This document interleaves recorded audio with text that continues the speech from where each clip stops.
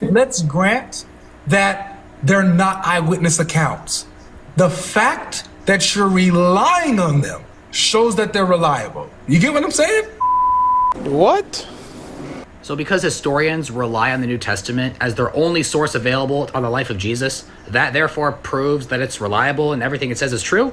طيب, the Quran and Hadith are what historians rely on to know about the life of Muhammad, peace be upon him.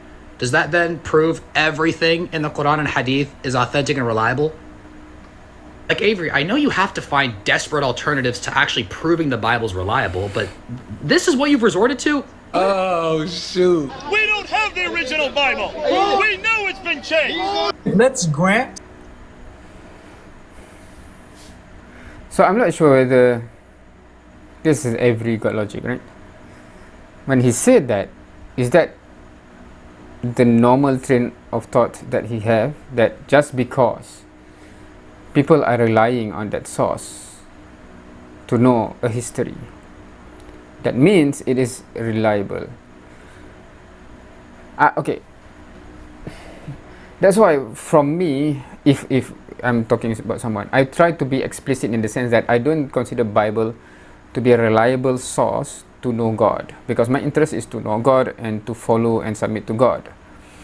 I'm not interested in just purely some study of historical events that happen somewhere, because that can be, you know, any source, and if that's the only available source about history that happened somewhere, normally we rely on that to have the best, not the best guess, but the most educated guess you can see about what happened, because that's the only source that survived. But it doesn't actually mean that that's exactly what happened, because unless we can verify this source is exactly, you know, it's reliable to know it's very specific, etc. But that's history, right?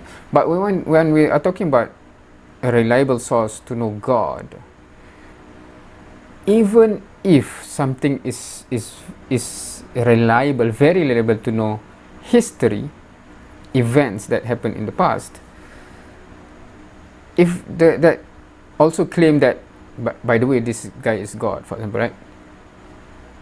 What? How then that piece of information becomes a reliable information? Because how would someone recording history actually know about God? Is he a prophet? Did he got it from a prophet of God? Or how? You know, you cannot just simply believe a source because that's the source that we have about certain event. Anyway, so I'm tired and sleepy and I'm going around.